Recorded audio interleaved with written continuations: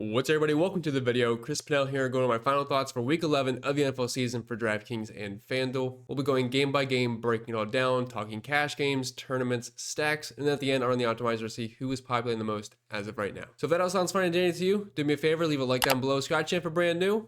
Let's dive right into it. And really quick, let me start a little bit, but if you do like we see on the screen today, it is available at my website, plus a ton more at cpendfs.com. You can find a link down in the description or the pinned comment. But for the NFL main slate and the flagship showdowns, tons of content, projections, data, optimizers, everything you need in one spot. It's supposed to be just something very easy to comprehend and understand what you're looking at. Exportable CSV options and just a ton of stuff over there. So if you want to come in and check it out, the first week is free and I'd love to have you. All right, and as I always say, I'm going to keep this short, sweet, and simple, not going in depth on every single player, every single team, every single game. 1, that's boring. 2, we'll be here for an hour. 3, you want to listen to it in 4? I don't want to do it. So let's kick it off with the first game here. We have Carolina on the road at Atlanta for what should be a game that I really just don't see myself having too much interest in. Honestly, 3.5 point spread here. I know we're in the dome, but honestly, I would love to play Bijan, but Tyler Algier does make things a little difficult with him because he's going to get the goal line carries. He's going to get touches. That was not just an Arthur Smith thing. Tyler Algier is just, unfortunately, going to be a thing. So it does cap Bijan's upside. Not saying Bijan can't come out and score 30 fantasy points. That is 100% possible. Should it be in your large field tournament pool? I would say probably, but there is other routes that I plan on going myself this week. I really don't have any interest on anybody over in Carolina. I don't like the passing attack. Don't like the running backs. Of course, Rico, we know he had a really good stretch of games. Had a really hot start last week versus the Saints. Kind of fizzled out after that. I mean, he'll be a solid play. Like the volume will be there, but the price is kind of where it should be now. So he's no longer a value. But let's move on to a more fun game here. We had Tampa Bay on the road in Buffalo. I believe when I did my video on Tuesday that this total was 48.5. So it looks like it has dropped a couple of points. We did get some news out of Tampa Bay about the injury situation. Bucky Irving and Chris Godwin, they did practice this week. I thought there was a chance we might get one of them back, Bucky Irving, but ends up that they're going to be out once again. So it's the same situation that we have had the previous weeks, where it's going to be Rashad White, it's going to be Sean Tucker manning the running back positions. And without Chris Godwin, it's Ibuka, it's Tez Johnson with 2 touchdowns last week, and then a mixture of Sterling Shepard, Ryan Miller, Cameron Johnson, I guess. But Cade Otton's basically been the wide receiver 2 in that offense and has been peppered with targets. And then over on Buffalo, horrible loss last week. Looking for a bounce back spot here. They are at home. I do expect them to win this game, but I am hoping it's a bit back and forth and hopefully kind of exciting for fantasy purposes. I do think either side is kind of fun to stack with. Now, I will say Dawson Knox is probably the best value here at tight end. Not overall. I do think there's some other decent tight end plays. But just on this team, he's only $3,300, 8-point projection. It's not quite 3x, but we know the tight end one for Josh Allen does have at least some value. I mean, Dalton Kincaid's a better talent than Dawson Knox, but if he's going to get us a handful of targets and a chance at a touchdown, I will take it at that price point. Khalil Shakur would be my favorite wide receiver to pick from Buffalo, but the problem is his ceiling is a bit capped, but the floor with his targets is honestly pretty solid. James Cook is fine. We saw Trayvon Henderson bang off a couple long touchdowns last week versus Tampa, but typically they don't give up too much on the ground. They do give it up reception-wise versus running backs, but this is an offense with a decent implied team total, decent chance he gets into the end zone, decent chance he gets you around 100 total yards. I don't really think there's any cash game staples on either side of this game, but from a tournament aspect, it does not look horrible. Moving on to the Chargers on the road in Jacksonville. Kind of a weird game because I do think there is some upside in this one. I would prefer it to be in LA, but I don't mind some of the Chargers. I really don't want to play any of the Jaguars in this one. BTJ is currently questionable. Hunter Long is going to be out, pretty messy at the tight end position for Jacksonville. Parker Washington has been pretty good in previous weeks. Now, the return touchdown last week did bump up his numbers, but the targets have been steady. No BTJ last week, though. So Jacoby Myers, he's in the picture now. It's kind of messy. As you can see, they all have similar projections right there. I would say the LA side of things are a bit more interesting. Jacksonville has given up 2 quarterbacks so far this year. Justin Herbert, we know he has potential. The offensive line is not anything great. Vidal, if you guys look at his game log, it's basically been good game, bad game, good game, bad game. Now, I would never not play or play a player because of that trend. That means absolutely nothing. I just thought it was interesting because it is a direct copy of Good Game, Bad Game. I don't love him. I think there is better running back plays on this slate, but I am not against Justin Herbert paired with any of his pass catchers. Ladd McConkey, Quentin Johnston, Keenan Allen. Gatson is going to be good to go. Earlier in the week, I said if he happens to be out, that's kind of a bump for a guy like Keenan Allen or any of the wide receivers because it's really hard to have 4 mouths to feed. I mean, 1 or 2 of those guys is just going to bust. You can't feed everybody in a given week. So now that he's back, it kind of muddies the waters a bit. I think Justin Herbert will have a solid game, but it's going to be a bit of a guessing game to try to figure out who to stack with him. I think Ladd's probably the safest option with the most upside. After that, going to be a little bit tough, but I would lean Gatson assuming he is fully good to go. Then we have the Packers on the road in New York, and lots of news out of New York in this one. No Jackson Dart, so I was assuming Russell Wilson. And no Russell Wilson this week. We're going to have Jameis Winston under center, who I was hoping was going to be 4K flat. Winston coming in as the QB3 after Sunday, because we didn't know the exact details of Jackson Dart, is more expensive than several quarterbacks that we have known have been starting all season, like Dylan Gabriel and Cam Moore. I thought that was a bit funny. I was hoping he was going to be 4K flat. Not the case. Now, unfortunately, the wide receiver room for him is looking a bit bleak. We have Wan'Dale Robinson, but no Darius Slayton, obviously no Malik Neighbors. I was like, oh, it looks like little Jordan Humphrey might actually be a play this week. Come to find out, I guess he's in Denver. I don't know when that happens, so no little Jordan Humphrey. So we have just some pure scrubs here, and Gunnar Olszewski, whatever it may be. Did catch a touchdown 2 weeks ago. I saw that, and 2 targets last week. Jalen Hyatt and Isaiah Hodgins.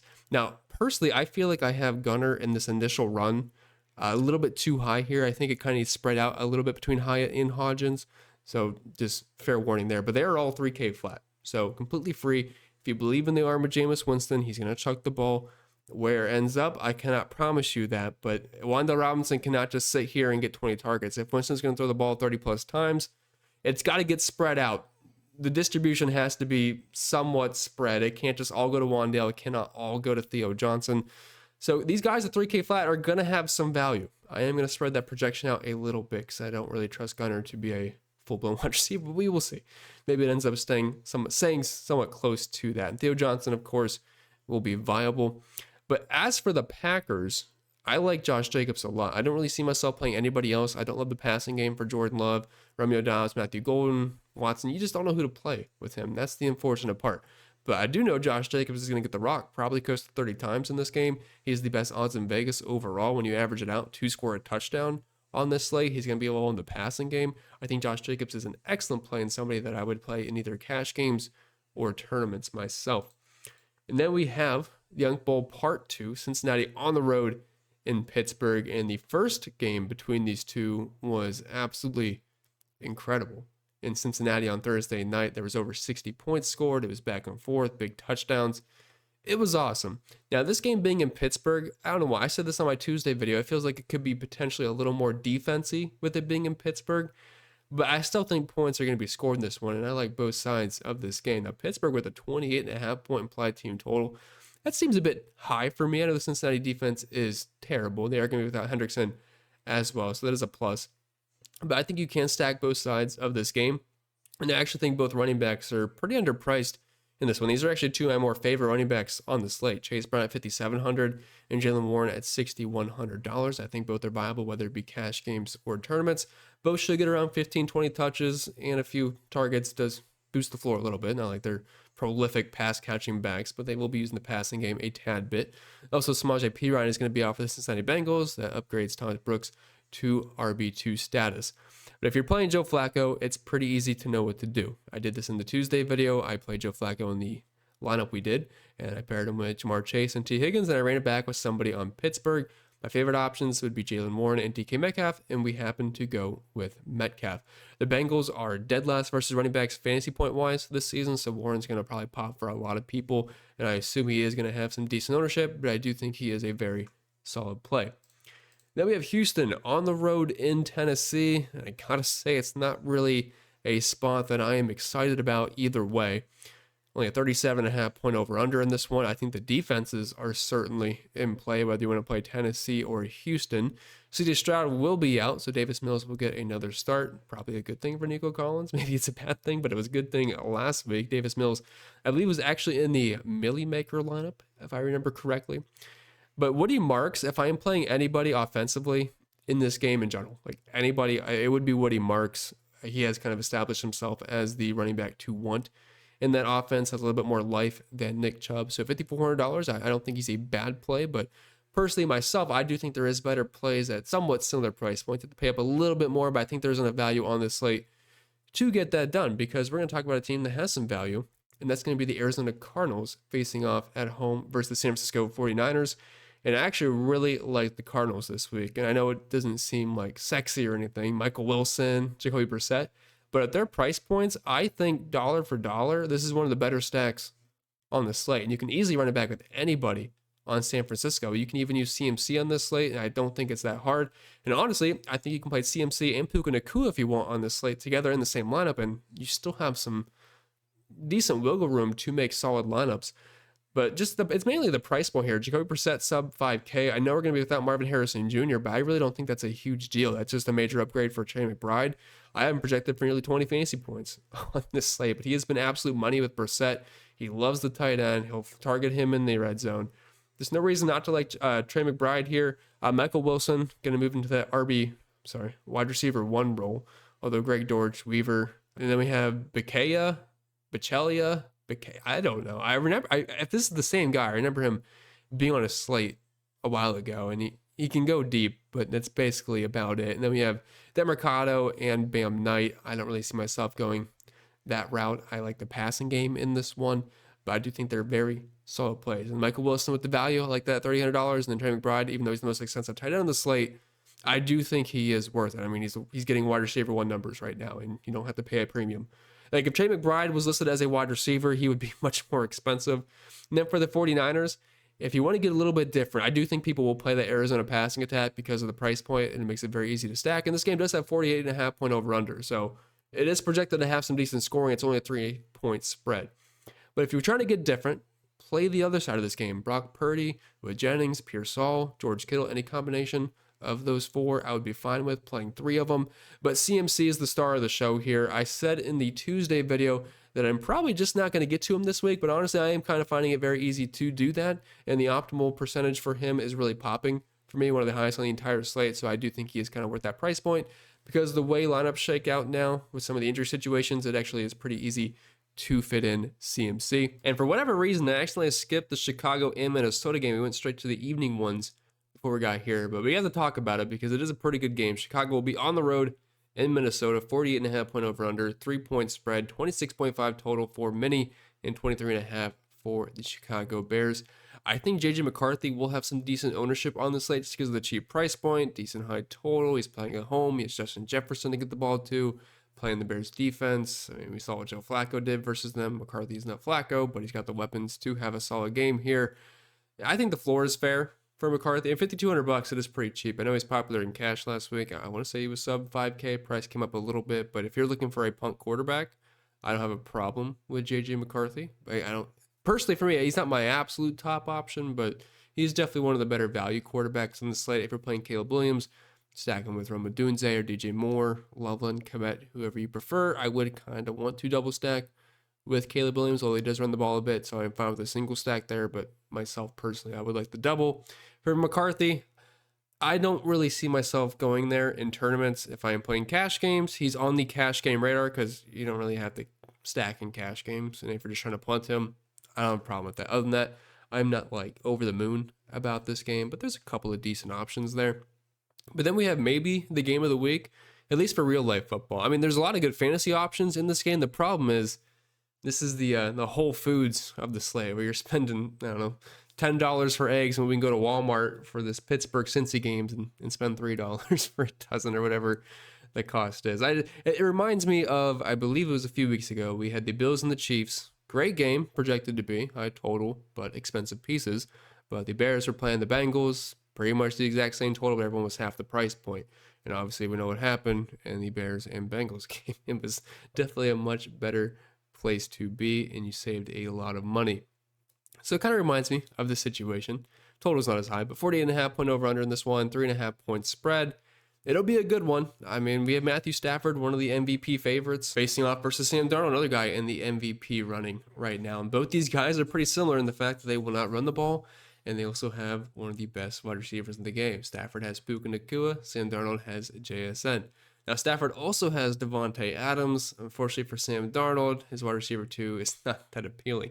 I do have Torrey Horton on here. Did just get ruled out a few moments ago, so pretend he is gone and pretend these other guys got a slight bump in projection. Not a big deal, but does get a slight bump. Running backs are basically impossible in Seattle. I will not be playing them. Kyren Williams is good. He gets the volume. He'll get goal line touches, but the price is coming up another $7,000, and I don't exactly love the spot versus Seattle. So if I am playing this game, it's going to be tournaments only. I don't think there's any cash game plays here besides the 2 wide receiver ones. Obviously, Puka, JSN. You can always play them in cash, just a matter of being able to afford them, but no running backs in cash for me, and the quarterbacks with their lack of rushing ability, I don't think are cash game plays either. But for tournaments, yes, you can target it. Now you have Baltimore on the road versus the Cleveland Browns, 15.5 point implied team total here, and yeah, I don't really see myself getting to any Browns. Dylan Gabriel. So I'm a Browns fan. I've seen a lot of quarterbacks in my time. Born in '98, I've seen like just a couple of winning seasons. And I lived through a 2-year stretch of winning 1 game, and this is the worst Browns team I have watched, at least in terms of enjoyability of these games. Gabriel's terrible. The offense is sluggish. It's boring, and not many fun things happen. So, yeah, the low total makes sense. They're at home. Baltimore, I'm sure, is going to have their way. Lamar Jackson will be good to go. I do have a little bit of injury situation, I believe, to watch on Justice Hill. You'll see if he gives it a go. Not a big deal either way. I don't really care. But I just don't really like this game. Lower total, I don't really think I need to play Lamar Jackson on this. I think the Ravens kind of handle the Browns here, so I'm not really sure how much they're going to have to push it. Can he have a good game? Yes. Do I think it's going to be slate breaking? I would lean towards no. Is it possible? Yes. I'm never going to say it's a guarantee that Lamar Jackson can't break the slate, but I do think there is much better spots in this one and the larger spread. Plus, the Browns defense does play better at home, so that's another maybe a slight takedown for Lamar Jackson and this offense. And then with the Kansas City Chiefs, I believe this is the last one on the slate here, because then we have Detroit and Philly and Dallas and Vegas, but that'll be Sunday night and Monday night. So we have a AFC West showdown here. Chiefs are 5-point favorites on the road in Denver. Not an easy place to play. 3.5 point spread in this one. It's going to be kind of tough to have much interest in this game. I like the Chiefs offense. I mean, Patrick Mahomes, as good as he has been this year, he's been running the football. He's got plenty of weapons, but that's also another problem. He has plenty of weapons, so outside of Rashee Rice, it's kind of hard to know who to pair with him, because Travis Kelce isn't a slam dunk like he used to be. So I'm probably not stacking KC. If there's anybody I want to play in this game, it's probably RJ Harvey. He's going to be $5,400. J.K. Dobbins is going to be out for quite a while, so he's going to inherit the RB1 role. We also have Tyler Bidet. I don't think it's Bidet. I'm pretty sure it's Beatty, but you can correct me if I am wrong, if anyone's a Denver fan and actually cares enough, but I don't, so don't waste your time.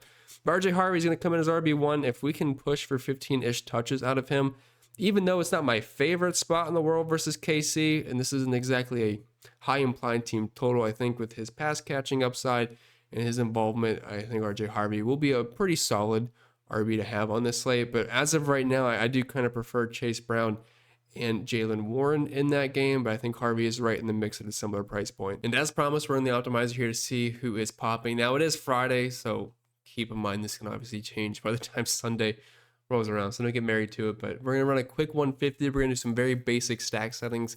I always say if you're actually building 150, you spend a lot more time going over team-specific roles to not force double stacks with mobile quarterbacks. Like for Stafford, yes, I'm going to force a double stack with him every single time. But if I have someone like Lamar Jackson, Josh Allen, you guys get the idea, I might even force one stacking option with him. I don't think it's nothing necessary that you have to do. So we have 25% randomness, considering the fact that I'm not getting the same projections as everybody else. They'll at least try to help spread it out a little bit more. Not going to mess with the max player ownership individual or some. Get 150 here, 2 stack minimum, 1 min bring back. I'm not going to allow a tight end in the flex, so let's give it a whirl here. And let me get my head out of the way for these exposures here. And then after this one runs, we're going to run it without any stack settings, and you guys can kind of see the difference of who pops when we take that out. So let's see. We only got about 50 lineups so far, but we will.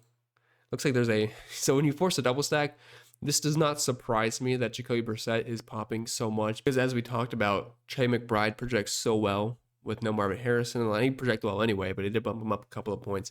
And then Michael Wilson is very cheap, and the other guys are free too. So, and with Jacoby Brissett being so cheap, it just naturally makes that double stack fit so well. And plus it likes McCaffrey, so it's just a natural bring back. Aaron Rodgers, cheap in that game, high total. Justin Herbert, pretty easy to double stack with. Same with Joe Flacco. Jameis Winston getting some love, but it's actually really mainly centered around those three. Curious to see what running back is. Jalen Warren, Chase Brown, McCaffrey, and those are my 4 favorite running backs on this slate, so I completely agree with that.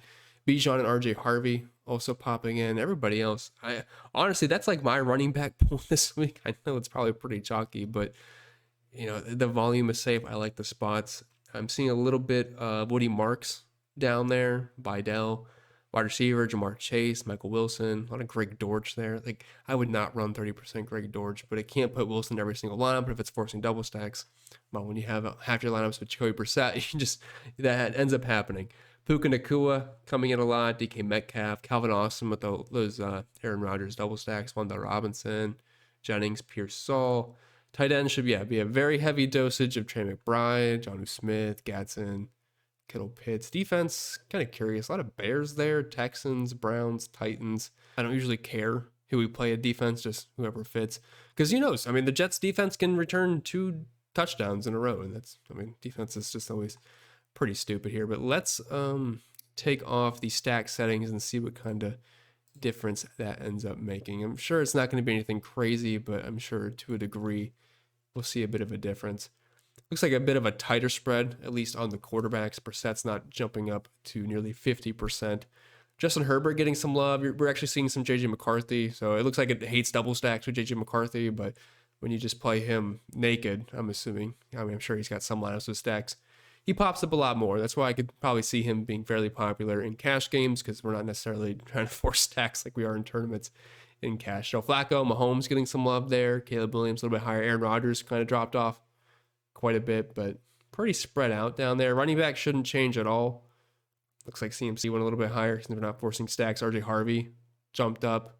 ETN, Jacobs fell a little bit. Michael Wilson, still a lot of Greg Dortch. I have to double check the projection on him, make sure it's not getting ballooned. Sometimes when a guy gets rolled out, I usually have to kind of massage things in a little bit, because it's not just a natural replacement. Puka Nacua, Wanda Robinson, Jamar Chase, Metcalf, Khalil Shakur. We didn't see him at first. Romeo Doubs got jumped in there a little bit. Drake London. Tight end should still be pretty similar. Yeah, Trey McBride just absolutely dominating. Kyle Pitts, Gatson, Smith. Looks like, I was trying to remember who was second after that. It might have been Jonnu Smith. He didn't fall too much. And the defense should be basically the same. Looks like the Texans jump to the top. Seen some Titans. I believe they're near min price, or at least the cheapest defense on this slate playing at home. And then the Bears also getting popped in. Although I'm not a big fan of the Bears defense. I'm assuming it's probably more of a price thing more than anything. And if we look at the team exposures, Arizona, Pitt, Cincinnati, that doesn't surprise me from those 3 teams. San Francisco, Chicago, Houston, but I'm assuming a lot of that's probably defense related.